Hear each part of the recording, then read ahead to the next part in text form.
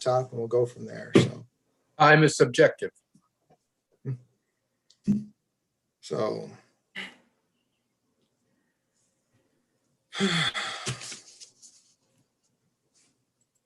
all right, let's get started. I'm going to call the meeting to order. The Isabella County Board of Commissioners work session electronic meeting of May 18th, 2021, 4 p.m. meeting. If we could all please stand for the Pledge of Allegiance. I pledge allegiance to the flag of the United States of America and to the republic for which it stands, one nation, under God, indivisible, with liberty and justice for all. Justice for all.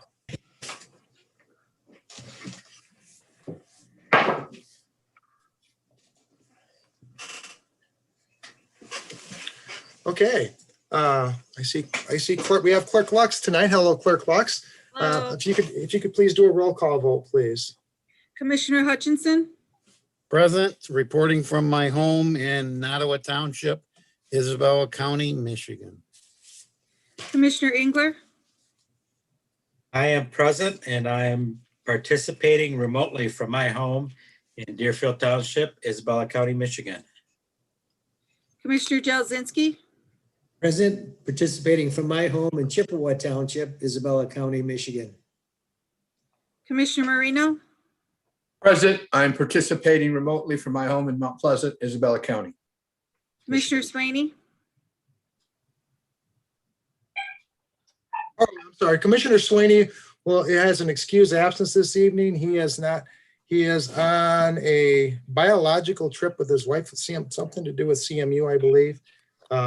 So he is going to be absent from this business meeting, and I believe also for this evening's meeting. Beaver Island. Yes, Beaver Island. There you go. Commissioner Hope, Present, I'm attending remotely from my home in the city of Mount Pleasant, Isabella County. and Commissioner Horton. I am present. I am attending from my home in Union Township, Mount Pleasant, Michigan, Isabella County. All present, Mr. Chairman, except for Commissioner Swaney. Thank you, Clerk Lux. All right, let's look at the approval of the agenda. We have general public comments. Under presentations and special reports, we have the Isabella County Administrator Controller Report. And for appointments to board and commissions. We have several actually tonight. That'll be a good thing. We have for the Board of Public Works. We have for the Isabella County Economic Development Board. We have the Isabella County Human Rights Committee. We have the Isabella County Transportation Commission.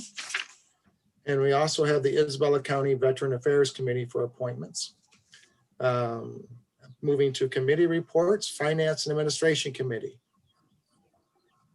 Finance and Administration is all set, Mr. Chairman. Thank you. Next up, Criminal Justice and County Affairs Committee. Criminal Justice and County Affairs Committee is all set, Mr. Chairman. Thank you. Next up, Human Resources and Public Works Committee. Human Resources and Public Works is all set, Mr. Chairman. Thank you. Vice Chairman Hope, do you have anything under intergovernmental affairs for this evening? Not today, Mr. Chairman. Thank you. We have nothing under the Administrator Controller Report, nothing under unfinished business. Under new business, we have to do with the American Rescue Plan, I believe, to authorize myself to sign a document. I think all the commissioners probably have been updated on that, and Margaret will talk a little bit more about that in her Administrator Controller Report, so I don't want to say anything more. Moving on, we have general public comments, announcements, and then we will adjourn. So with that said, can I get an approval of the agenda, please? So moved, Marino. Support, Hope. We have a motion and support for the approval of the agenda. Any further discussion? Hearing and seeing none. All in favor, say aye. Aye. All opposed? We have an agenda. Next up, general public comments. General public comments will be limited to 3 minutes. Whoever wants to speak will have a chance to, and if the police would give their name and number. And just a reminder, if anybody does speak in general public comment, is that the commissioners in most likelihood will not respond. This is just for input only. Nicole, do we have anybody for general public comment? We do not at this time, Mr. Chairman. Thank you. I'll wait just a moment and then we'll continue on with our board meeting. All right, I'm going to close general public comment and move on to presentations and special reports. First up and only up is the Isabella County Administrator Controller Report. Margaret, you're up. Thank you, Mr. Chairman. I would like to start my comments tonight or this afternoon with some comments about the American Rescue Plan. I did send the commissioners a pretty detailed email late last week. The addition to our agenda tonight is to authorize the chairperson to sign as the authorized representative on the agreement with the U.S. Department of Treasury. I don't want to go into all sorts of depth about the American Rescue Plan, but I will tell you that, like you, I'm sure many of you, and certainly all of my colleagues, other administrator controllers, are lapping up as much information as we can. I am a regular now at the NACO briefings, which have been phenomenally helpful. I also am on a number of the White House Intergovernmental Operations Department at the White House calls. Some of the, and most of the MAC calls, if not all of the MAC calls, Michigan Association of Counties, and also the administrator controllers have a call with the Michigan Association of Counties every couple of weeks. So the main topic is the American Rescue Plan. You know, my advice to the Board of Commissioners is going to remain what my advice has been so far, which is that, you know, we need to take this slow and easy. We have no rush to try to get the money allocated and taken care of quickly. As you know, in the email, we are working on our registration through the portal through Department of Treasury.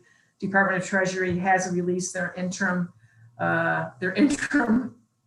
findings or recommendations or rules or whatever term we want to use. It was interesting because I believe Commissioner Jailzinski made a comment last week that he had started to read them. And one of the calls I was on with NACO and the Department of Treasury, and I guess it was NACO and the White House together, the person from NACO said, pay attention to page 130 through 151 or 152. The front part of that, the first couple hundred pages are much more background and other things, but the kind of the rules of the road are in those pages. So I've been working my way through those. I have really concentrated on those back 25 or 35 pages, although I've read through the document in its entirety, but that's the one at my document. You'll see it's highlighted. There's red pen marks, there's tabs on the side of it, there's post-it notes, because that's where the rubber's going to meet the road. And I want to say again, for anyone who's not familiar with these types of allocations from the federal government, it is a rarity that they ever come to counties. It's a rarity. They generally go in localities to cities only.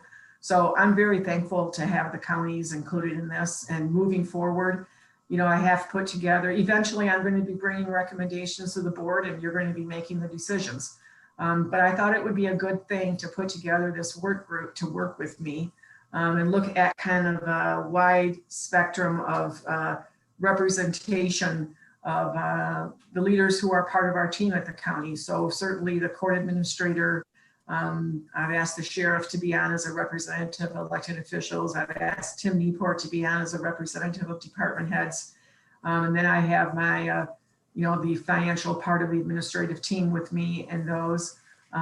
Also, I want you to know I had quite a lengthy discussion today with Steve Krenovich, who is our contracted CPA, talking about, his company certainly is also doing a dive into all of this. One thing that's kind of great about this opportunity for the county is that we can think outside the box. And we can look at, what's going to be good for our county government, what's going to be good for our county community, what we can do there. It is a transformational opportunity for our community. And I know of the other public administrators, the city manager and the Union Township manager that I've spoken with about this. We want to do, the best we can. It's a great opportunity for our community.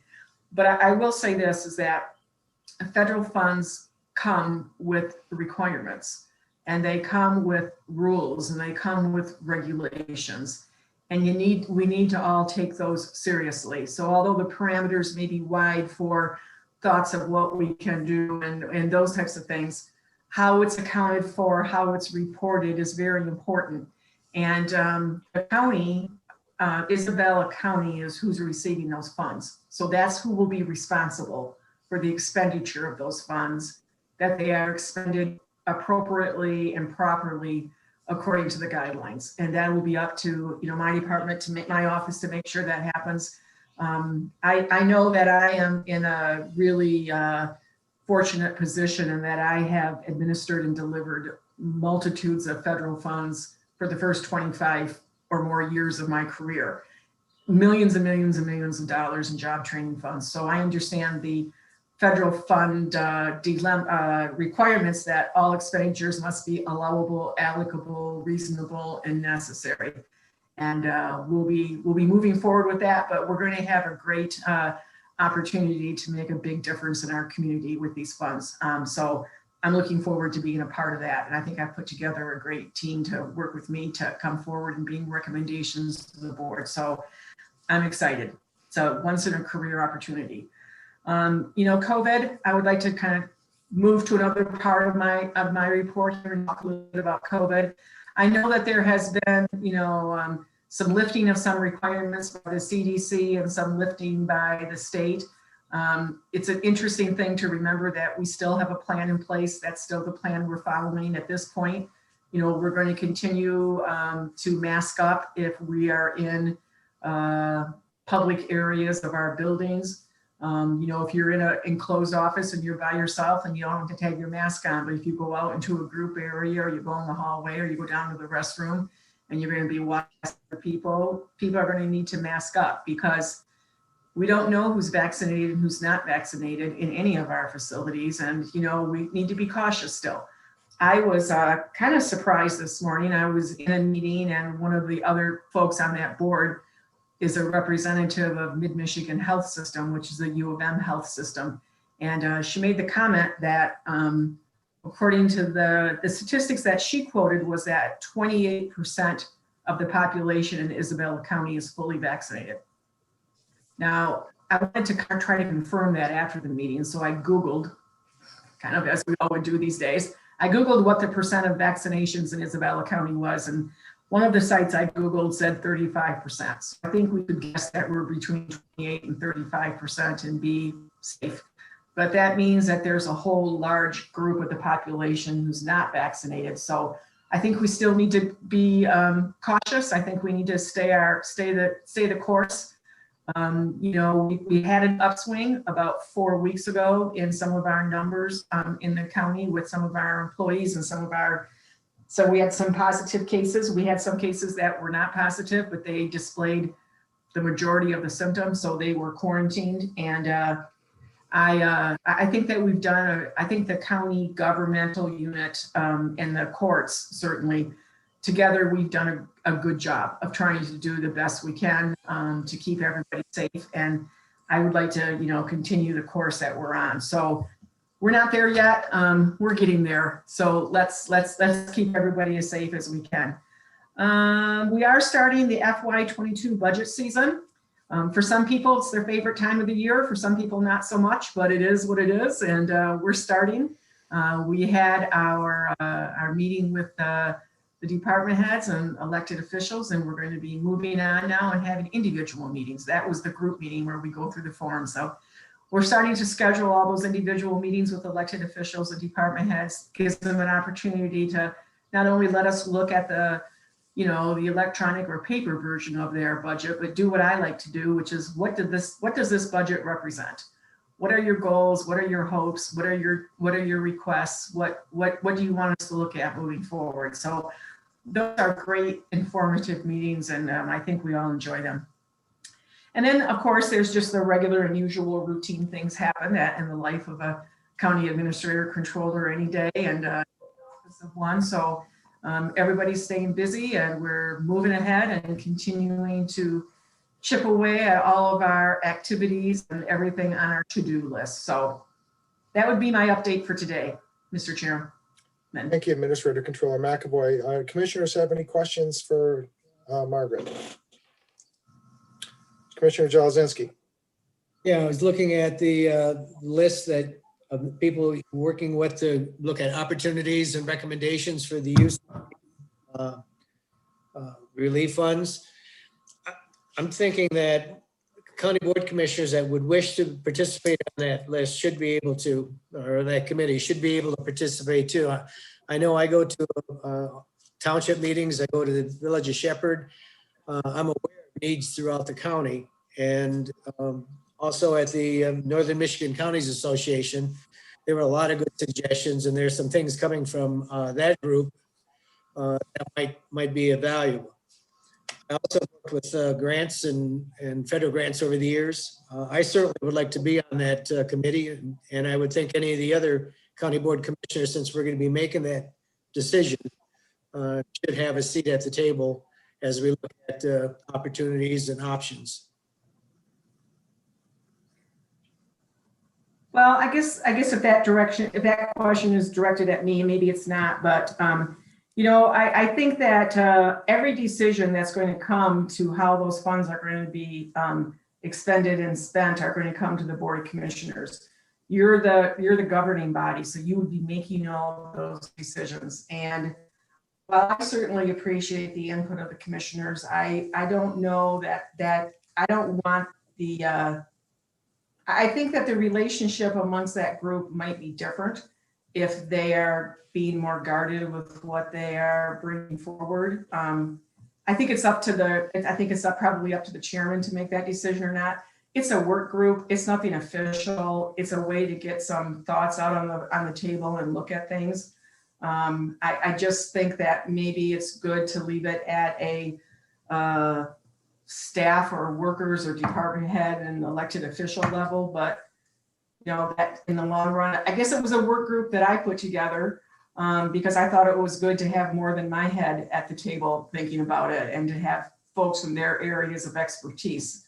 But I don't see it at all as a legislative thing or a decision-making or that's not what that work group is intended for. They were intended just to kind of brainstorm with me so that we could bring things forward through the committee process and to the Board of Commissioners, and then you could make your decisions. But in the long run, I guess it's up to the Board of Commissioners or the board chair to make that decision.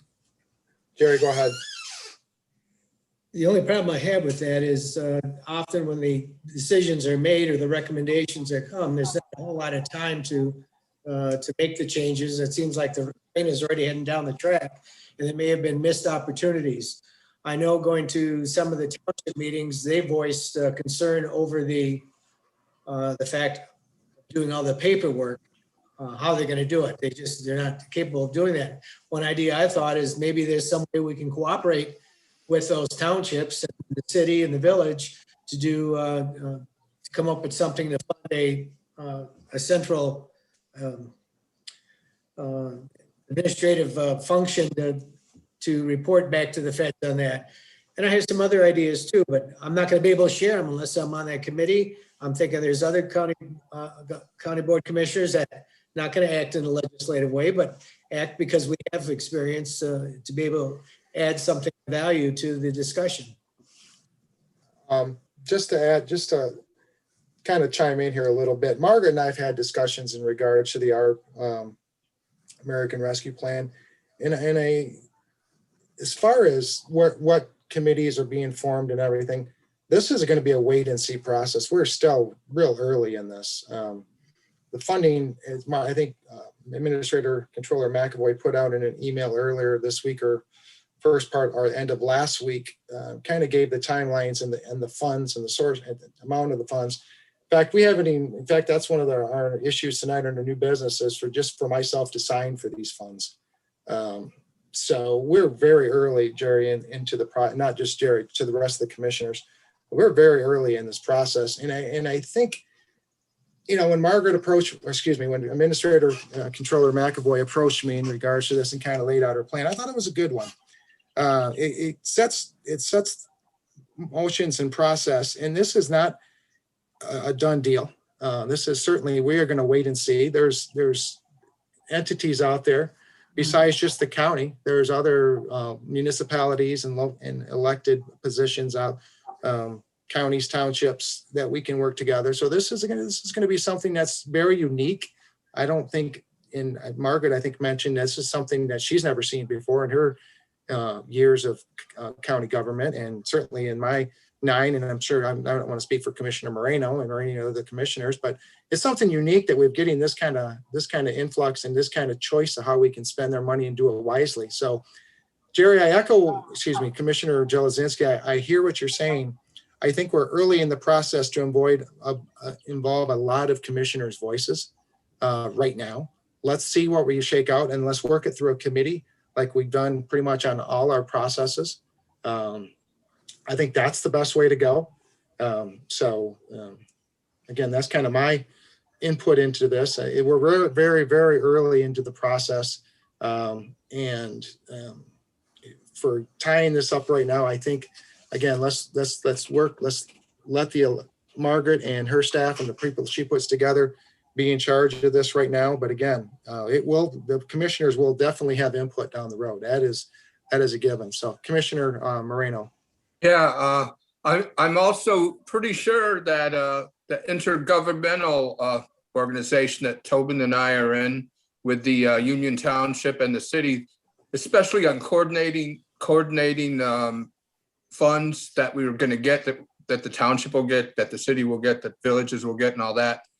I think that's a pretty important piece, and it seems to me that the intergovernmental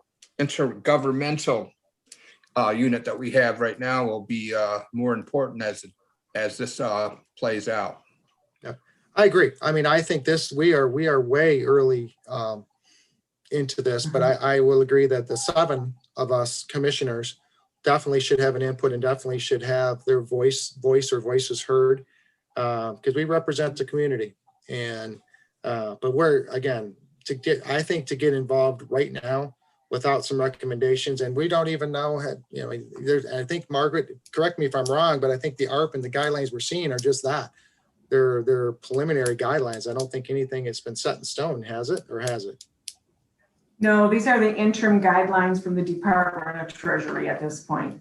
And the frequently asked questions that's going back to Department of Treasury from NACO, in case any of you have clicked on that, it's pretty extensive. So this is just the interim. And again, my opinion on all about this is slow and steady. I mean, we aren't going to come up with a plan in 6 weeks. We might not come up in a plan in 6 months. We're not up against the wall of trying to figure it all out today. We just kind of want to start the pump is it called prime the pump? I think prime the pump a little bit, and then start getting together some ideas on, there is like I said earlier in my presentation about, the city manager and the township union manager have already talked, and, we don't have anything that we're talking about, except we need to work together on some of this stuff. And that's a great relationship we already have with those entities moving forward. And I know that, out in the outlying townships, maybe there is going to be a way that we can assist them with their reporting. But one of the things I want everybody to remember is whichever entity the money is released to is the entity that has the responsibility of expending those funds. And if there is something that is found to be not acceptable to the federal government and they need to claw back any of that money, it's going to go back to whoever it was originally given to by the feds. So, maybe we will be able to help those outlying counties or townships that need some help with reporting, but in the end, it will still be, their responsibility and their authorization, because all those funds are going to be accounted for by each one of those municipalities, whatever that group is that is accepting those funds. Yeah, and Margaret, I'm glad you mentioned that last part, because that's one of the things I was going to mention also. Commissioner Jelazinski, thank you for bringing that up as far as what you're seeing in your townships, is that let's work together. Let's involve, let's encourage people to ask questions. Let's encourage members of this community to have input, because again, this is going to benefit our community, not just Isabella County receiving funds, but other municipalities. So let's do this right. Let's take our time. Let's look back, and several years down the road, we can sit there and look back and say we made right decisions instead of rushing in. So yes, Commissioner Jelazinski. I agree. We need to do this right. I know I think I have something to contribute to the effort. I'm willing to not serve on that committee as long as it's not all of a sudden we get the recommendation. If we get some kind of ongoing record of the minutes of that committee, so that if it's something that's said, we want to have input, we could do that so that we can have dialogue back and forth, and we're not just rubber stamping at the last time. I think the 7 commissioners here, I know several of them, we're pretty opinionated. I don't think a rubber stamp is not going to happen on this board. I'm pretty confident in that. So no, again, very early in the process, and let's again, this is something unique, and I think let's do it right. Be a leader, be out in front of this, and encourage our community members to also participate with us where necessary. So that's my 2 cents on it. Any other commissioners have anything to add? Okay, Margaret, I think that's pretty much it for everything on your part. So hearing and seeing nothing under that, we'll move on to appointments to board and commissions. First up, consider appointing 1 member to the Isabella County Board of Public Works for a 3-year term ending December 31st, 2023, or until a successor is appointed. To this, does anybody have any comments about Mr. Gross? Or anybody know Mr. Gross or anything like that? Have to make anything to say about Mr. Gross? Frank, you got something to say, or? Yeah, I think we all know Paul quite a long time. He's been with the Extension Service, Beale City native, been involved in a lot of different community organizations. So Paul's been a real asset to the community. So I would fully support him being reappointed to that position. Yes, he is an incumbent, so that's always a good thing. Anybody else have anything to mention or say anything? Okay, we'll move on to item number B. Consider appointing 3 members to the Isabella County Economic Development Board of Directors for a 6-year term ending December 31st, 2027, or until a successor is appointed. And appointing the 3 members, we have 3 people applying. We have 2 incumbents and 1 new person. Anybody have any comments or anything to do with this?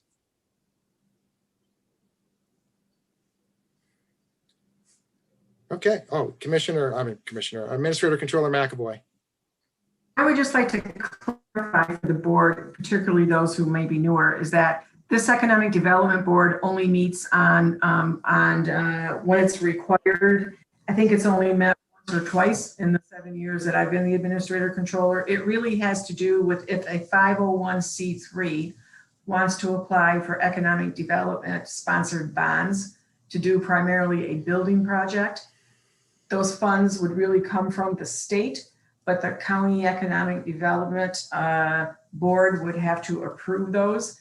And that has not happened since I've been the county administrator. I think, Commissioner Jablonski, I think you were on that. Maybe you're still on that, but I think we did meet once or twice I can't even remember now. It wasn't about funding, but we did meet once or twice on a particular subject.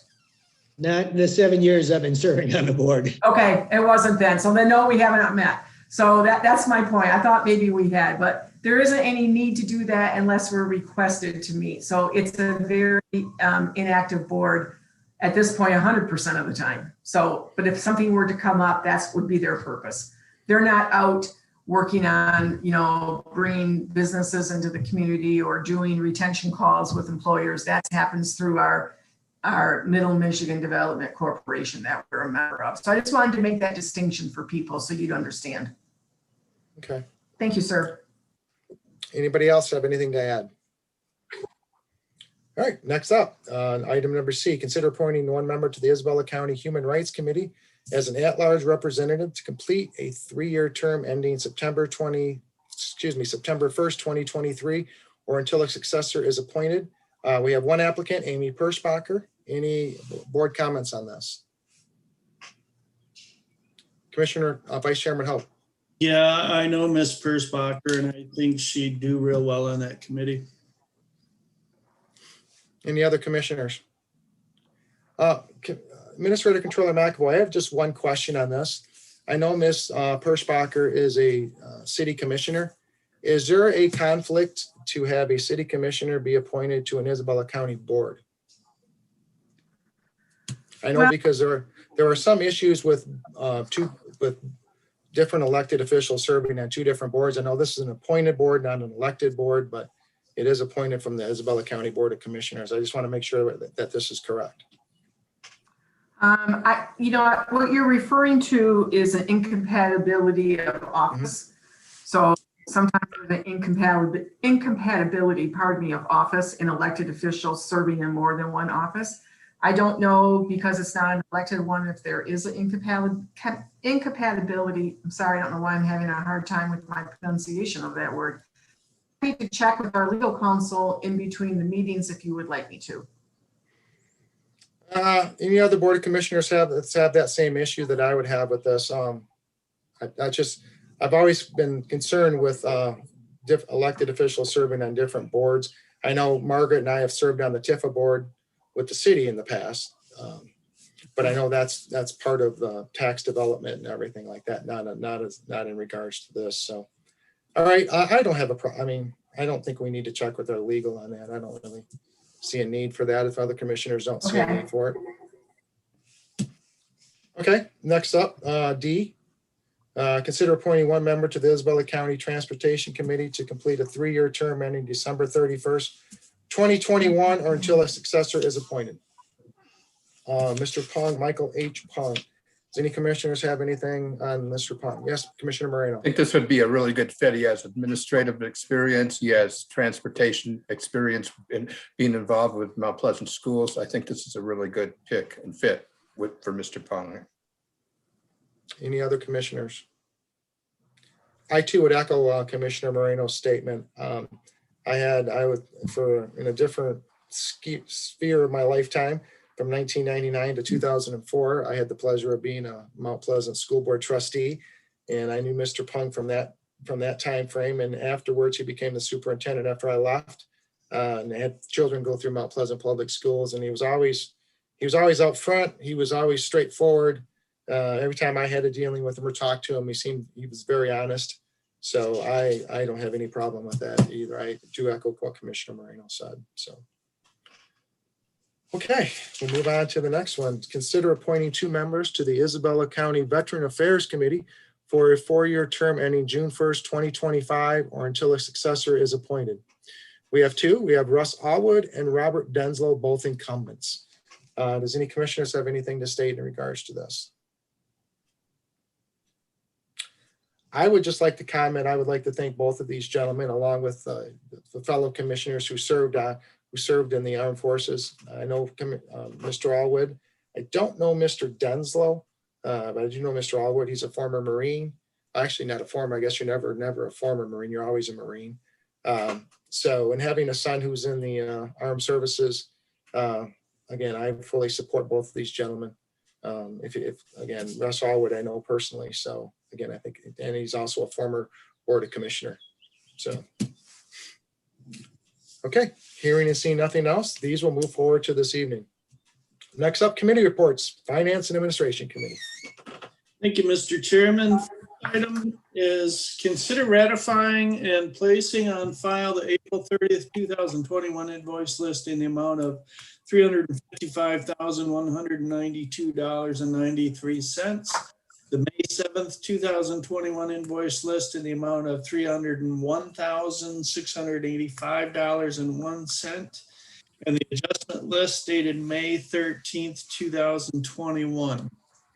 And taking these each one at a time, the April 30th list, we have the Manor Custodian March Financial Services payment to Verizon Wireless for the monthly wireless charges, the HATS biweekly animal control contract payment, BSNA software annual service and support contract, and then we have a whole bunch of payments to Bill's Custom Backhoe and Spicer Group and Star Excavating for drains, lots of drain work. going on. And then a couple of public defender appointments down at the bottom. And then moving on to the May 5th list. We have the May 7th list, I'm sorry. We have JP Morgan Chase monthly credit card charges, some circuit court transmittal payments, the April pistol permit transmittals, Blanchard drain payments, wooden drain debt payment, monthly fuel credit card charges, monthly medical services contract with WellPath LLC, the Securus, which does the jail prepaid cards for the sheriff's department, and a refund of a PRE denial, and April district probate court transmittal payment. And then moving on to the adjustment list dated May 13th. We have our usual Gordon Food Service invoices added for early payment discounts. We're also doing that now with DTA Energy to avoid late fees there, and the city of Mount Pleasant. And then we have Amazon Capital Service, an invoice was increased due to an entry error, another entry error on an invoice. Manual check added $5,000 for jail property escrow deposit, Mount Pleasant abstract and title. And I know time was of the essence on that particular item. City of Mount Pleasant Water Department, we're also paying those early to avoid late fees. And then as you move on down, we also have the May 7th list. We have Gordon Food Service again, early payment discount, Consumers Energy, also avoiding a late fee there. And then Union Township, there was a couple checks, one for jail site plan review and one for jail special use permit that were paid. And then moving down, invoice decreased due to mileage calculation, and invoice added to avoid a late fee for Central Dispatch, Amazon Capital Services, and the Bob Barker Company invoice decreased because sales tax was removed. And that covers the large items on the invoice list and the adjustment list. Do any other commissioners have any questions on those? Commissioner Horton. I have one, Clerk Lux, if I could get you to respond on something real quick.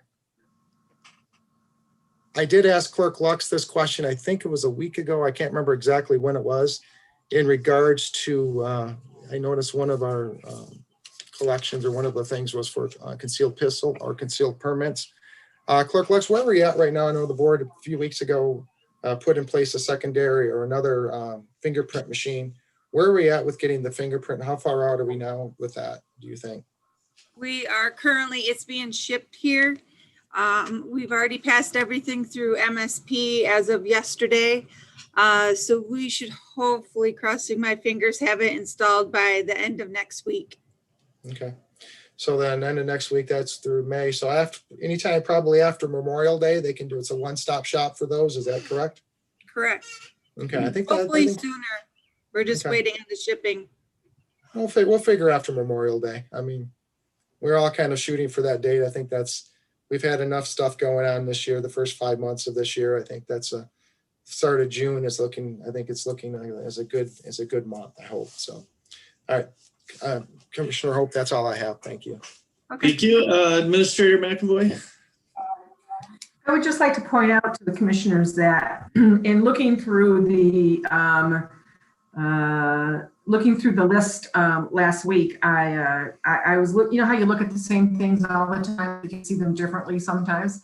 So I contacted Chris, member of my staff. I said, Chris, are we having all of these avoid the late fees for all the utilities? Why it seems to be more and more prevalent? Well, the issue is that it's not in the fact that the staff's not turning things around. It's just in the fact with us getting those billings in the mail. So by the time they get sent out from the companies, it goes through the postal service system, and then we get them, and then we move on it. We just don't want to be paying those late fees. So I instructed Chris, let's contact all these utilities and see about moving them to electronic. So we are in the process of doing that. So we are in the process of registering with DTE, Consumers Power, the City of Mount Pleasant for water, and Union Township for water. So hopefully that process might take a little bit. You know, I don't know how long that'll take. We'll move it as soon as possible. But once we get all that processed and back to the utilities companies, hopefully you're going to see these coming down. So we'll be able to go in, for lack of a better term, go in, grab the bill, approve it, get it sent through BSNA to my accounts payable, to, you know, Leanne Grinzinger, who takes care of your accounts payable. And I think you'll see a lot of these utility bills hopefully will start coming off this list. It's just more efficient for everybody. So again, things you look at and you go all of a sudden, you're like, well, why are we doing it that way? So we're in the movement of doing that. So I wanted you to know that. Makes sense. Sounds good. Thank you. Any other questions or comments? Okay, hearing none, that will move forward to tonight's agenda. The second item is consider approving and placing on file the fiscal year 2021 second quarter financial management services report as presented. And I see Steve is here to pick up the discussion. Great, and I figured out how to unmute myself.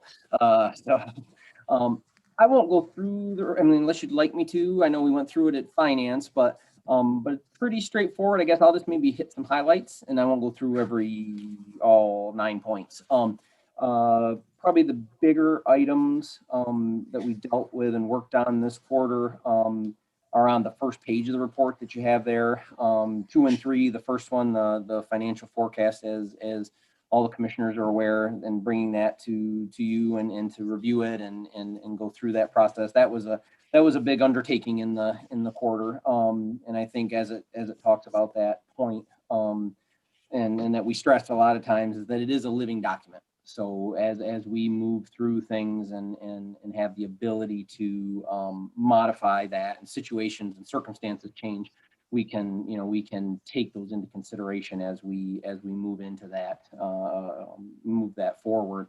And like I said, as it says also there is that we need to be sure that, remember, it's built on known facts and information, but that isn't necessarily what will happen, to project the future results. So that's something to keep in mind. The other point there on the first page was kind of the finalization and audit wrap up in submission of the audit. That was a big process during this past quarter, and then getting all that information together and gathered and then submitted to Treasury and to the GFOA, which is the Government Finance Officers Association, for the certificate of excellence for the annual comprehensive financial report. So all that submission was done and taken care of. And then all the other annual filings is probably the other big item as you go through the report. Number 5 goes into all the various other extra things, the F-65, the qualifying statements, the continuing disclosures. All of those disclosures were also wrapped up and finalized and submitted for the quarter, and as of March 31st.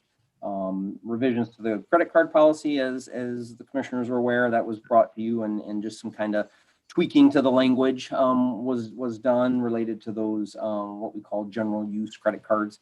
So that was modified slightly to be a little more all-encompassing of the credit card policies. So those were the bigger areas. Like I said, a lot of the other things are continual areas that we cover on a quarterly basis. So I won't go through those in detail, but I don't know if there's any questions related to that or anything else in the report. Happy to answer those.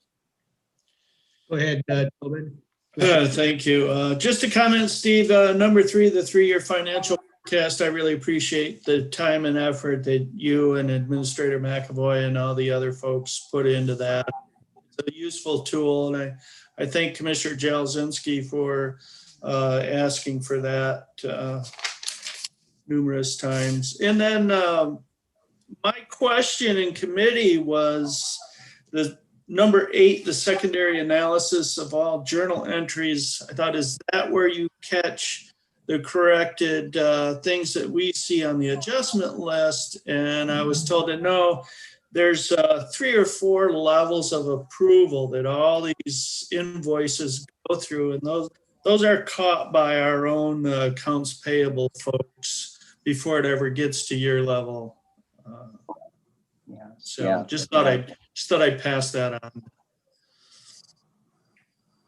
Yeah, no, I think that was, like, as you had mentioned, that financial forecast. Yes, definitely. I mean, kind of maybe was the gatherer of the information and the presenter of it. It took a heck of a lot of teamwork to get that done. So everybody was extremely helpful, and because that was a Herculean effort, I think, to get there, and you know, a few of those spreadsheets that we looked at, but there was a lot of hours that went into that by the whole team. So I'm very appreciative of all their help too. And as it says, past performance is not necessarily indicative of future results. And we'll keep that in mind, but it is a good tool for us going forward. Yep. Disclaimer. Right. I was gonna say, when I was in elementary school, if I had a good paper, I got a gold star.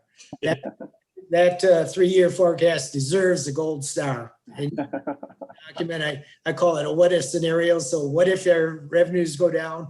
What if we want to do something new?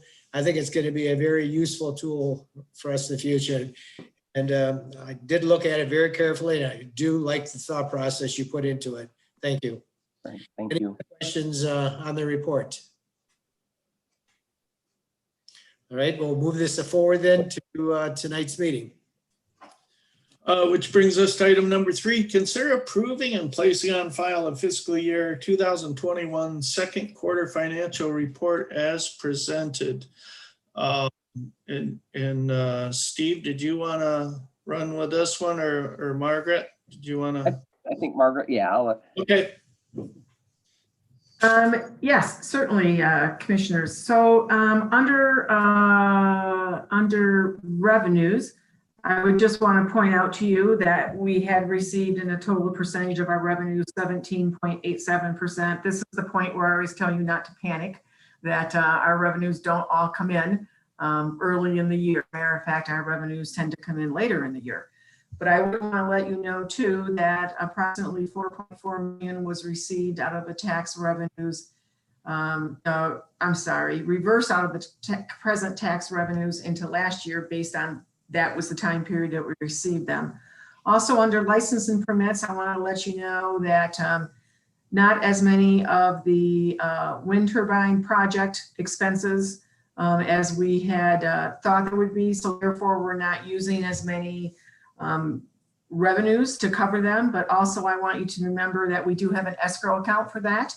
And we have approximately $339,000 balance from when we started with 589,000. So tip of my hat to, I believe he's on the call, Tim Newport. He's underneath, I see him.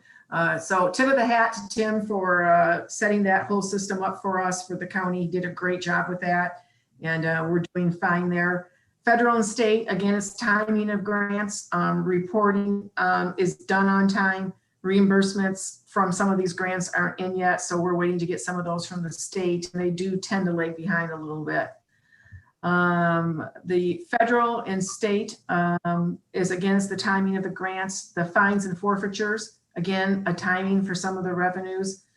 COVID has made some of the trial court revenues to be lower than anticipated and lower than numbers in normal because of the way they've had to do their cases.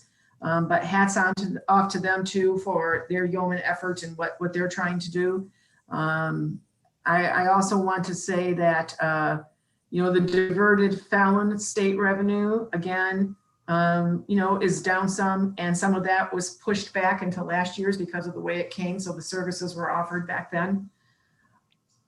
Other revenue, we're at 23.91%. Again, it's the timing of when we receive things like our workers' compensation dividend. We're expecting about 120,000. That hasn't come in yet, but that will come in. That's through our MAC workers' comp program. And then our transfer in from other funds. We have had to, the entry to transfer in monies is usually done at year end, so we haven't transferred all those in. So this isn't unusual for any of you who are newer to the commission. I don't want you to be worried about that 17%. That's just a timing issue. We're okay. Under expenditures, we're going to start with the jury board. Again, we have had no expenditures at the time that this report was done because the per diem payments and general expenses were low, again, due to the lack of jury trials at the court. They have had a couple of jury trials recently, and we'll see if that's probably going to pick up some. Managed assigned counsel, we're at 28 or 25.89%. That's again dependent on the number of cases. I do want to make it clear that we are meeting all of the requirements and the standards of MIDC. I want to say that the Public Defender's Office is doing a fabulous job, and the Sheriff's Office has done a great job of making sure the technology is needed so people can be seen by their counsel before arraignment.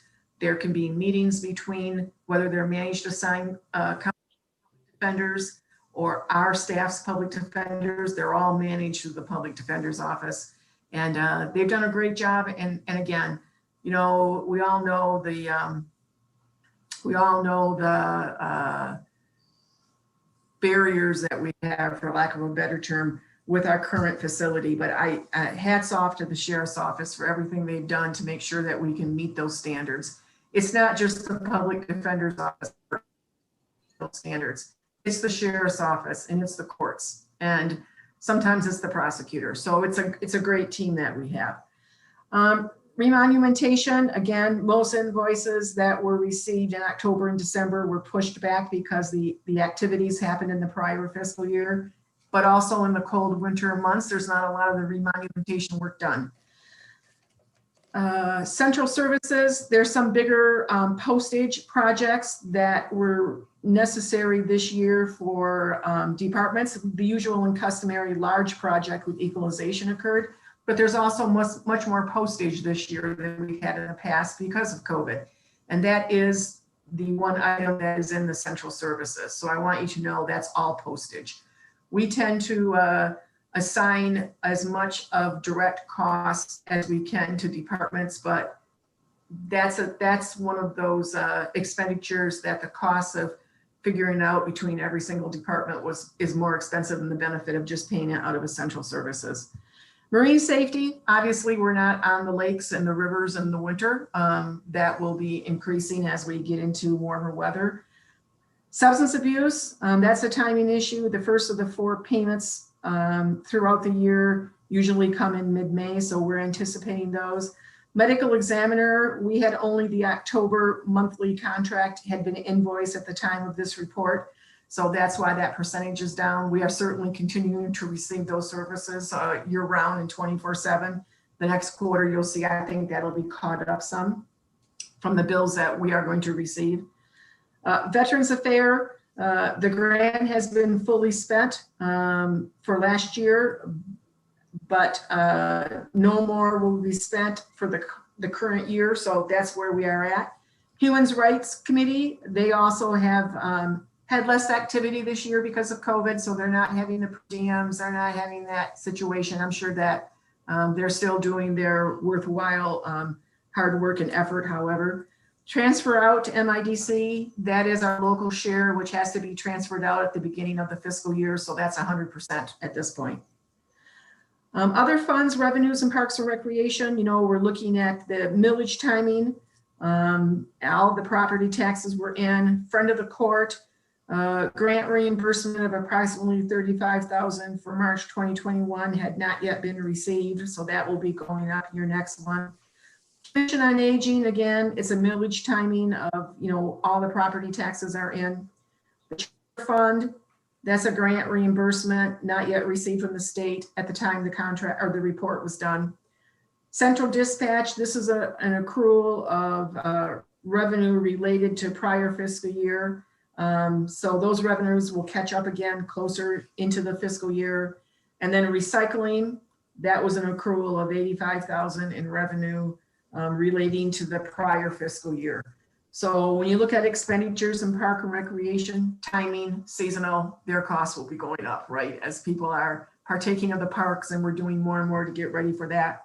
And in the child care fund, there's yet less youth in programs, again, due to probably the COVID situation. I'm going to say what I always say about the child care fund, and I always say this every time I report on the child care fund. The child care fund used to be primarily managed from the administrator's office in cooperation with the courts, but in the end, it's a courts activity. And I just want to tip my hat to the courts, and particularly to Carrie Curtis, who has done a great job with the child care fund since she has been here. And it has so far evened out, even though you can't really legitimately predict what type of needs kids who are going through the juvenile court system will need, as far as abuse and neglect victims, and even kids who are having some law issues with the juvenile court. The family court judge to make those types of decisions based on what's best for those kids. And when you see those big fees coming in for the placement those kids are in, keep in mind those need those services. And the court does a great job of working hard to manage the child care fund. So I always want to give them credit, and I always appreciate their cooperation in everything they do. Yeah. Thank you, Administrator McAvoy. Any other questions on that item? Hearing and seeing none, that item. Oh, I'm sorry, Commissioner Jazinski. I don't know how to do the yellow hand. I have to find out from. Here. It's on reactions. It's at reactions down at the I bottom. do the old fashioned one too. I know how to do the yellow hand, but for some reason I just raised my really? hand. It must. It's down at the bottom where it says reactions. So last week there was an exchange of emails between the treasurer's office and administration dealing with a cash flow issue. I suspect our cash poor because our revenues haven't come in yet. We have all the bills, don't have the revenues to pay them.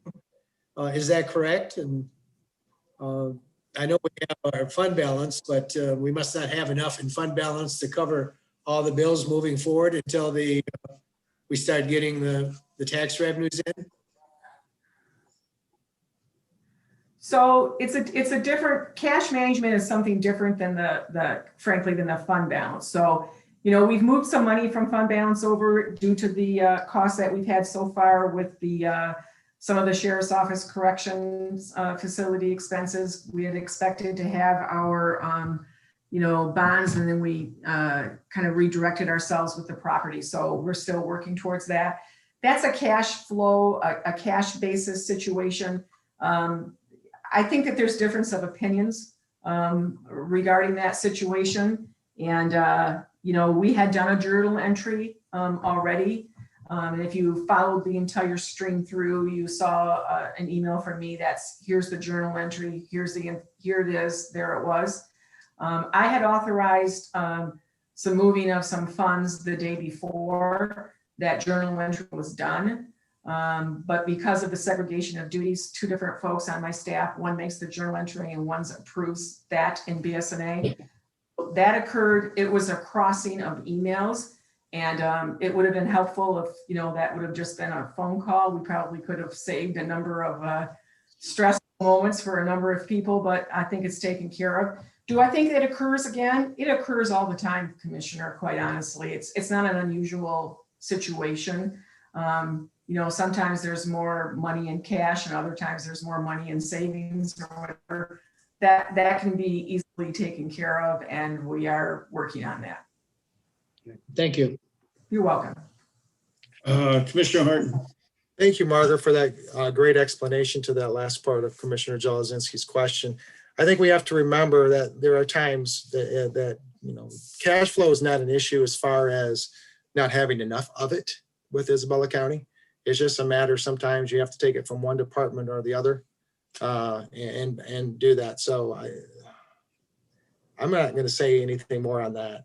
It's a hot subject for me, and nothing against our administrative controller. She's doing a great job as far as that. I mean, I have no qualms, no concerns as far as the management and the cash flow of our county, as far as our administrative controller and her office goes. So that's all I have. That's all I'm going to comment. It's just a quick comment on that.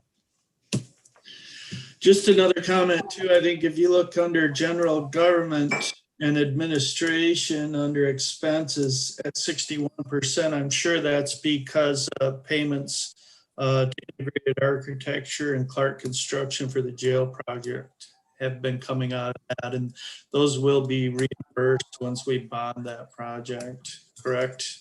Administrator McAvoy? Yes, sir. And also for the commissioner's knowledge, please remember that there is a separate line item in the administrator controller's budget for that jail project.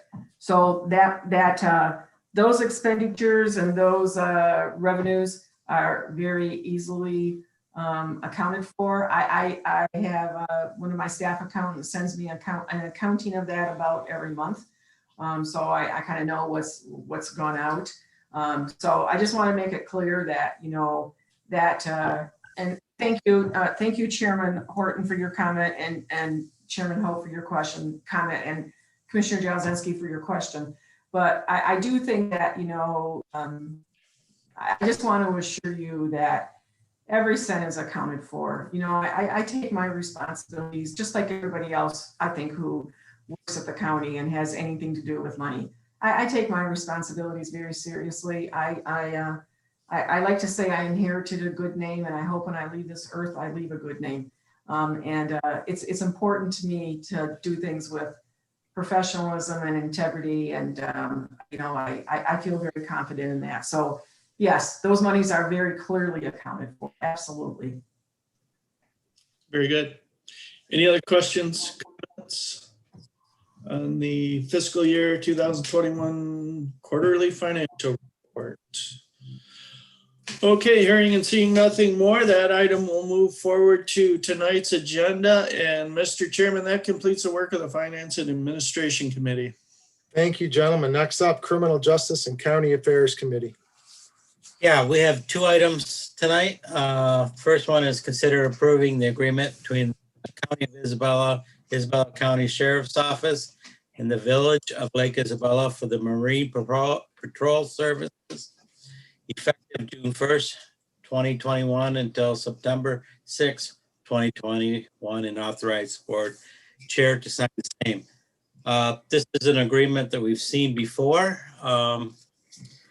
Except for, I think last year, I think it was canceled because of the COVID restrictions, but there is no financial burden to the county.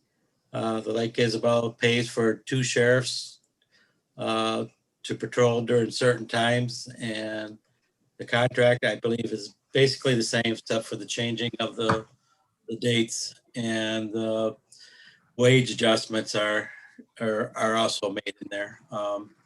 Sheriff Mayne, would you like to comment on it? It's not, maybe Commissioner Hutchison hasn't seen this one before, but I know it's been going on since I've been on the board. So, Sheriff? No, you're absolutely correct, Commissioner. No changes other than the new dates for when they wanted the patrols, which is every year we update the dates they want them, and then we obviously calculate the payroll increases or step increases for the deputies. So it's been an ongoing a good agreement with the private lake. Get us some patrols on there. We have a good relationship with Lake Isabella. They enjoy us being out there, and we have no other things to add to it other than it's just the general contract from last year. Is there any other questions? About half of people on my screen are froze, so you're gonna have to speak up if you have a question. It's Wax Museum night tonight, so. There we go. Seeing none, I don't hear Well, anybody. Well, Frank, you got Commissioner Hutchison and myself. So why don't we go with Okay, Commissioner Hutchison first? I can see him, so. Yes, Yeah, Mr. Maine, is this primarily a weekend thing or is it during the week patrol type? Yeah, so typically it's Saturdays and Sundays. There are occasions, depending on, if the 4th of July falls on certain dates, that we'll do it off, and that's why they kind of set those. But typically our Marine patrols are on the weekends just because we want to get the biggest bang for the buck and get as much enforcement and, our crews out there for, deterrence and that kind of stuff. And then of course the lakes are the busiest on the weekend. So, but if we do have an issue that we're seeing, we do kind of schedule some times around that. Sometimes we'll, outside this contract, we'll put somebody in a canoe down the river if we're having some problems on certain times. And so we do move that around a little bit, but typically it's on the weekends. And if it's raining and nasty, we hold that funds for, an extra day somewhere.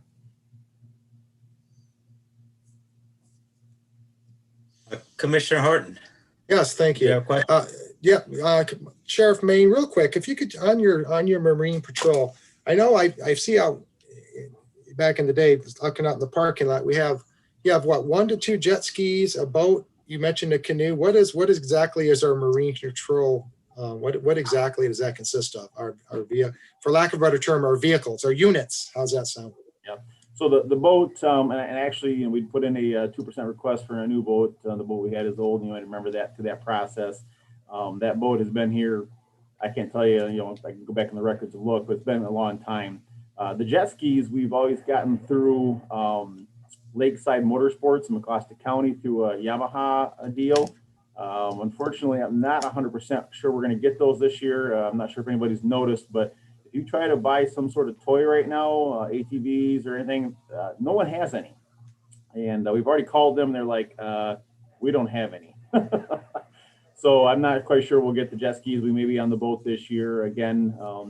It's the jet skis are nice because it's easy on and off. We can get onto more lakes and stuff. It's a great tool, but it is what it is. We'll be on the boat, and we have a canoe, and that is our entire Marine unit. The Marine unit consists of certified deputies, but there's also a training program that they go through, and then we have correction staff who are training that Marine patrol. So between the correction staff and the road patrol, they sign up for that overtime on those weekends and utilize that equipment to hit our waterways and make them safe.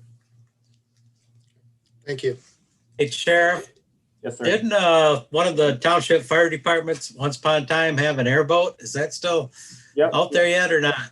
Yep. Several of the local fire departments have some rescue boats, some rescue sleds. Nottawa Sherman up in the Wayman area has an airboat. We've used that on a few different cases and stuff. So yes, there is some other resources out there. And Commissioner Horton, I apologize. We do have a kind of an airboat as well. I always forget about it because Mount Pleasant kind of houses it and runs it for us, but it's good for the rivers. That's why they kind of have it. Plus, we didn't have any space to ever store it. So they have it at the fire station there, and their crews have trained onto it. So when we need it, we just call them, and they send fire crews out with that boat as well. Like I said, that's a kind of a more narrow type airboat. We've used that multiple times on the river, which is pretty handy when you're looking for somebody or trying to do a rescue or something. Okay, is there any more questions? Again, I can't see anybody, so speak up. Hearing no more questions, we'll move this forward to tonight's board meeting. Second item is consider adopting resolution number 21-05-04 for the Floyd F. Hauk and Mary B. Hauk Trust Farmland Agreement termination, and instruct the Isabella County Clerk to forward the approved application to the MDA Farmland and Open Space Program. We had an opportunity to look through this during committee. I believe it's a 1 acre parcel, seems to meet all the requirements for splitting that 1 acre off from the general farmland agreement. Is there any questions? Pretty typical, I think. Frank, Hearing none. Well, Frank, you're the expert in this, so we're going to kind of, Commissioner Hutchinson is probably is too. We're going to look to you on this Yeah. farmland information. So. Yeah, basically they're just splitting off 1 acre with a house, a garage in there from the general property. Typically it's done for either somebody moving in there or selling it, but it's allowed under the requirements, and it seems to meet all the requirements, so I don't have any problem with it, so.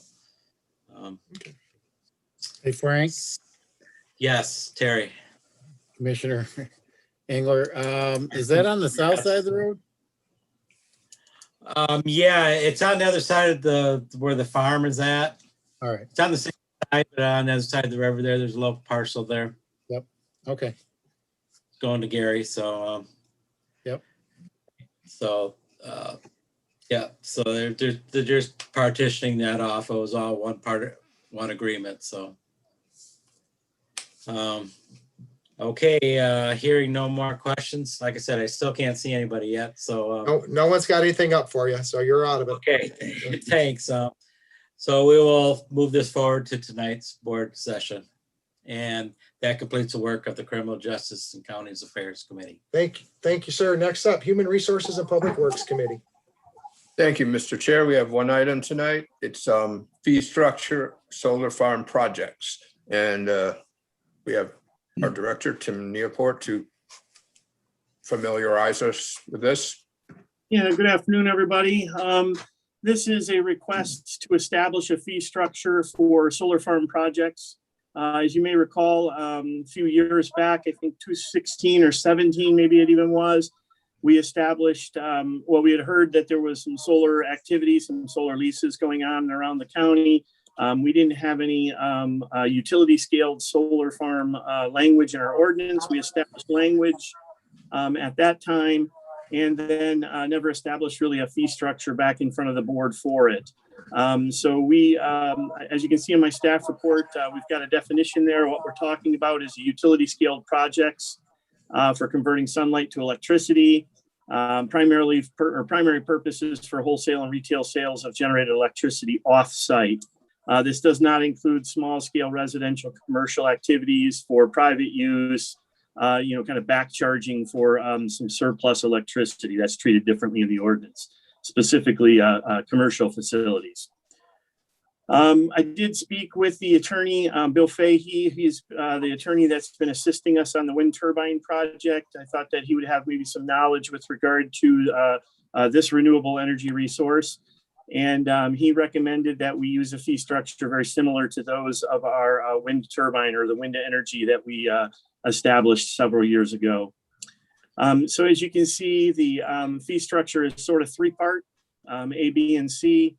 The first part is an application fee for the special use permit and site plan review for solar farms. That's your standard application fee for zoning permits, special use permits, site plans, those types of things.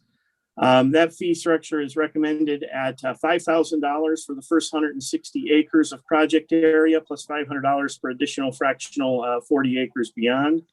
And the application fee is a non-refundable fee. The language is almost identical to our solar, or from our solar to the wind. The wind application, however, was a $30,000 application fee. This is more land consumptive solar. So we started it out and kind of scaled it a little bit differently, but we feel like that's going to cover our costs internally for notifications in that process, especially having the additional fractionals beyond.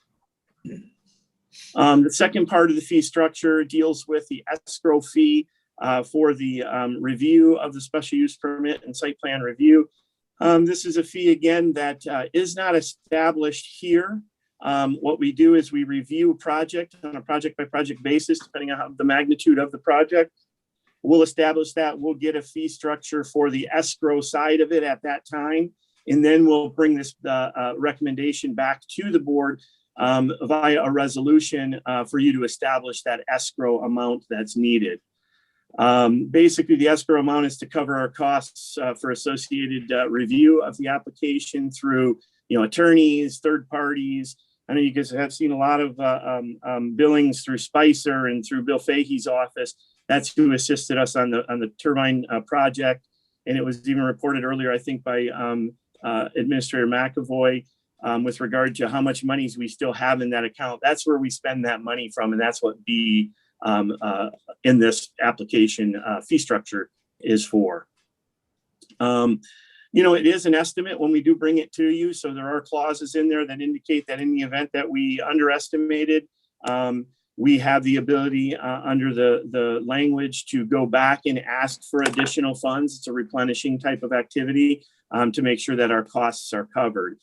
As well, if we've overestimated, that we have a clause in there at the very end of B, that any unused portion of the escrow fee shall be returned to the applicant within 60 days of final completion of the project. It's not our money, it's their money. We're just holding it to cover our incurred costs. And then the third and final part of the fee structure would be for ordinance violation or review and compliance of the solar. Again, established the same way. We would establish an amount for based on magnitude of the project for violation, review, and compliance. We would come back to you with seeking a resolution or approval of a resolution for an amount of money that would basically sit there as a mechanism for us to have a money on hand for incurred expenses that may be associated with monitoring and enforcing the activity as it moves forward. Again, court costs, attorney fees. We don't anticipate any of those items, but in the event that it does happen, because of the scale of these types of projects, we do have the money sitting there. Again, it is a replenishing. We do have to notify the operator when we spend money there. Typically, they're already going to be put on notice because they're going to know they're in some violation that we have to go out and seek some professional review, whether it's an engineering study or something like that. And then again, at the end of the project life, if there's any monies left or if there are monies in the escrow fee at the end of for C, for the ordinance violation review, then that money would be returned after decommissioning to the project or operator at that time. So it's the second two B and C of this fee structure are identical, basically moving the word solar farm and replacing it, or removing the word wind turbine or wind energy conservation system and replacing it with a solar farm. So those are the three components that we're asking for approval tonight on. With regard to the fee structure for solar farms. Yeah, and thank you so much for that. I think we learned a lot in our experience with the wind turbines, and also you mentioned at our committee meeting of experience of other counties and so forth, kind of getting burned without having escrows and kind of preparation for what things that you might not expect to happen. So I really commend you on the work here, getting us all teed up for when they start rolling in. Anybody have any comments or questions on this? Commissioner Horton. Thank you. Chair Horton. Thank you, Chairman, we're on this. Real quick, Mr. Newport, I asked you this in committee, and also I believe Commissioner Swaney asked this too by email in regards to this not being addressed now, but there will be down the road, if any sites is selected, there will be a decommissioning component to this, monies and escrow for decommissioning. Is that correct? Correct, Commissioner Horton. I was going to jump into that and I forgot all about it until you asked the question. I know you asked that committee, Commissioner Swaney asked the same thing. Yes, so the decommissioning function, there is a requirement within the ordinance language that requires a decommissioning plan to be established.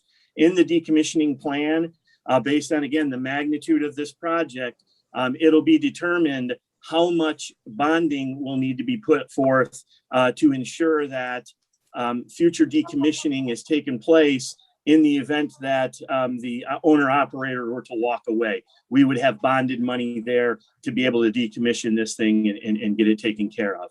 So yeah, it's not part of the fee structure, it's part of the actual ordinance requirement. And also too, Commissioner Swaney is not here this evening, but he has some large books coming his way if these solar farms come in. If they're anything like the wind turbines, literally they were this thick. I think we got 3 of them one night to review. So that was, again, he probably hates me for pointing to that committee, but I did 8 years, so it's time for him to take the mantle on that one. So, Commissioner Engler. Yeah, this doesn't have anything to do with this, but it's how have you looked into how you value the solar farms, because they're quite a different beast as far as the value of the land. If the windmills, you got a lot of your expense, $2 million maybe in the windmill itself, but there's quite a bit of difference between the $60 you might get for a rent and $800 you might get a rent per acre. How does that affect the way you're going to tax these properties, or has that been a discussion, or have you looked into some of that, or? Yeah, I've had some discussions with equalization with Pete Preston, equalization director there. My office doesn't get into the taxation component at all. However, personally, I like to understand how it's going to operate as well. So Pete and I have had some discussions. There's been quite a bit of talk, I think, at the state level and how these are taxed. I think Commissioner Hope was at committee and he asked a similar question as to, are these taxed similarly under industrial personal property? My understanding at this time is I believe they are. I think it's probably a better question for Pete Preston. And I'm not even sure Pete knows at this time. I think at the state, they're sort of grappling with it and trying to get figured out exactly how the taxation goes. But you're right. The difference between a wind farm and solar farm is you don't farm the ground anymore. It's gone. You got that 100-foot area circumference around the base of a wind turbine where you're still able to farm the ground around it. In the solar, it's fenced off. You're not allowed in. There's a lot of requirements, and it's basically somewhat of a loss to the agricultural production side because you're giving up the farm for this lease. So I hope I answered your question. Yeah, I was just wondering if there's going to have to be a special zoning for that, because it is what you do lose the ability to farm that until that is left. So it's kind of a different beast. I know we don't have any yet. There's not a lot. There's a few small ones, but we don't have any real big solar farms in the state yet, but I'm sure they'll be coming. Yeah, I know that. Nope, just Commissioner Engel, I know that there's some larger ones discussed here, and I do know that like for PA 116, for example, that was a question that we kind of grappled with and wondered about.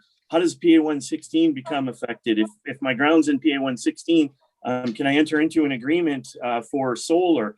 My understanding is under PA 116, the legislation does allow for you to remove land without tax and penalty for that purpose. I think it acts more like a suspension, if I understand it correctly. They sort of suspend your PA 116 for a period of time. So MDA and the Department of Ag at the state of Michigan are actually, that would lead me to believe that they still believe this is agricultural land. So I don't think there's going to be any changes in special zoning. It's still going to be ag land. It's just going to be utilized for that purpose for the number of years of the lease.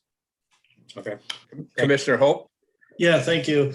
I was down to MSU a couple of weeks ago, and they've got 5,000 parking spaces that are covered with solar carports, which is kind of neat. They just go on and on and on. But Mr. Nieport, just to piggyback on what Commissioner Marino said, I want to thank you for the job you've done on this. Kind of had the template there from the wind turbine, from all the work you put into that. But these escrow accounts will protect the county financially, and it's good to have this going forward. So thank you, sir. Thank you very much. Any other questions or comments? Okay, that concludes the work of Human Resources and Public Works. Thanks you, Mr. Nieport. Thank you. Thank you, gentlemen. Next up, Intergovernmental Affairs. We have no actions. Under Administrator Controller, we have nothing under unfinished business, and under new business, we have to consider authorizing the board chair, myself, to serve as the authorized official, and the Administrator Controller, Margaret McAvoy, to serve as the authorized representative on behalf of Isabella County, and approve the signing of the United States Department of the Treasury Coronavirus Local Fiscal Recovery Fund award terms and conditions. County Administrator McAvoy and myself, she was communicating with me, and she looked at this and she looked at it, and it looked like she could sign everything and get us rolling. And all of a sudden something else popped up in 2 terms and we were for sure. And so we're taking this route, and Margaret, I'll let you take over from here. So. Well, the registration in the portal, you get to the very end before this agreement pops up. And when I read the agreement, I'm like, oh, no, I am not authorized to bind the county. So that's when I did the process of registering in the portal. After I sent you an email about all of it, so I don't need to go all the way through it all, but it is a very, we'll just say this, it's a very secure process. And the Department of Treasury has done a great job to making sure that those funds are going to go to somebody that they can find you. If they need to find me, they will find me. Trust me, they have all sorts of information. However, I do not feel that I qualify as the authorized representative to bind the county into what I've considered as a contract between the Department of Treasury and Isabella County. So that's what I'm asking to do, is to have you pass this motion to designate me as the authorized representative. That's who will be, sending the reports, and they'll be sending me information and that types of things. But as far as the authorized signatory, the authorized representative of the Board of Commissioners, the authorized official, pardon me. I will be the authorized representative, I would hope, after your motion passes. And Chairman Horton will be the authorized official, and then he will sign it for us. And then tomorrow, when I'm on site, we're going to reinitiate the portal process. And it may have saved my stuff from last week. I don't know. If it didn't, that's okay. We'll just redo it. And then we'll add Commissioner Horton's signed document, and we ought to be in the queue. Okay, Commissioner Hope, if you, I'm sorry, Vice Chairman Hope, and on this, Vice Chairman Hope, on this tonight, if you wouldn't mind making the motion on this evening. Not at all. I you. just have one question, Mr. Chairman. Go ahead. What does the H stand for? Herman. Okay. I can go into the spiel real quick. That was named after my grandfather, Herman Horton, a Southern gentleman who did not have a middle name, Herman Horton. And obviously we know who the first one was. That's my father. So I am the second. So did not burden my son with the third. He can choose his, or actually one of my children, if they so choose, can term a third, but having to put the second after everything, that's just, anyway, I'm not going to go on any more on this. Commissioner Moreno. Yeah, after everything gets all said and done, what's the figures here? Isn't it, we're going to get 13 million in 2 stanches? So the first, it'll be 50%. Once the Treasury, validates and approves everything, we're talking that might take 3 or 4 or 5 days, and then getting the money wire transferred to us might take another 4 or 5 days. We have all the wire transfer information, all of the DUNS number, all of that, all taken care of. So then it's going to come, yes, in 2 segments. So 50% of it will come soon after we're all registered. And then the next 50% will come a year after that. Sounds good. Electronic transfer, yes. Right? That's great. Yes, sir. Mm-hmm. Not putting it on pallets, eh? So that's good. No. Mm-hmm. All right. Any further issues with this with the commissioners? Commissioner Right. Jelezinski has his hand raised. Oh, I'm sorry. Yeah, and he's got a yellow hand too. Thank you. So Teach an old dog a new trick. there you go. So, Margaret, once the dollars hit our bank account, I don't know if it goes into our checking or savings or where it goes. Would you let me know? I'd like to let the Northern Michigan County Association, there's counties there that have completed the process. They're all wondering who's going to get the first check. I'd like to be. I know, I will let you know. I've been on those calls with county administrators, and it was interesting, the call late last week. The term many of us were using was slow your roll. It's okay. Your money's not going to go to someplace else. And I think that may be something that, we wanted to make sure if you got in your first time, great, you're in the queue. But, Isabella County waiting a week to get this approved by the board won't mean that any of our money will go to any place else. So I'll let you know. I'll let the whole board know when that hits our account. Sounds good. It's an unofficial race and I wouldn't mind winning this one. Okay, well, I wish you all the luck. I'll let you know. All right, any We're other all winners. commissioners? Yeah. Any other commissioners? I'm looking for hands raised, comments, and yellow hands. All right, I see no yellow hands up there, so now we'll move on to general public comments. Nicole, anybody on the line?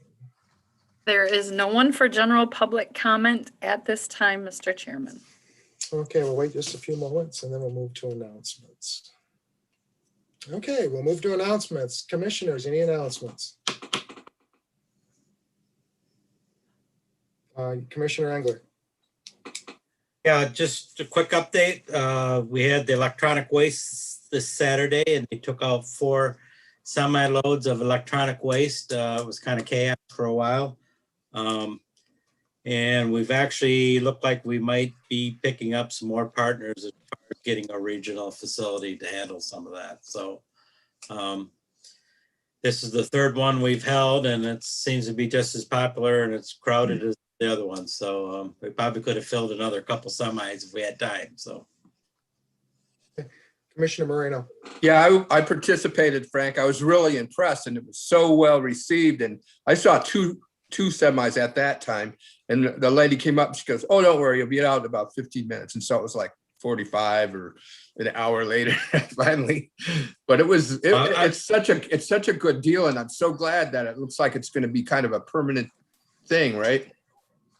well, we got a lot of interest as far as they keep wanting to fund it. Actually, Eagle was very impressed with it. And they do want to get a regional facility in this area. So, but I'm glad you think it went well because we had trouble with the people pulling in off of Mission and it was 2 lines and they all went to 1 line. And for a while there, we didn't know, it was pretty chaotic, but we got through it. So I saw the sign that says "come off baseline."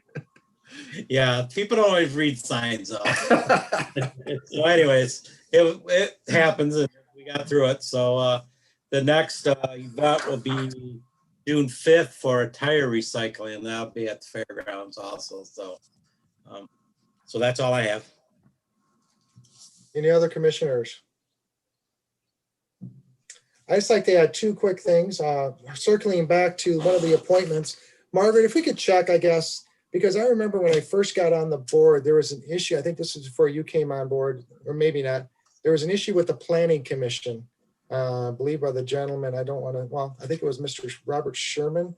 He was elected official. And then there was an issue with him serving on the Planning Commission at that time. Again, this goes back a number of years. I know Mr. Newport was on earlier, but I didn't want to put him on the spot. I didn't think that was a proper question for him. So, but I do know that there was something to do with that elected official being on the Planning Commission. That's one question. And again, I'm just going to take one quick moment. Normally I would not do this, but I'd like to say congratulations to Alexander James Horton. He is expected back today from his 3rd deployment. He has a proud mom and pop here in Isabella County, and I'm not going to go any more than that, but welcome back, Lieutenant Horton, back to the United States of America. So that's all I have on that. All right, seeing no further announcements and everything, at the call of the chair at 5:32, we will adjourn. See everyone later tonight at 7 p.m. Go on. Thank you all. See you later.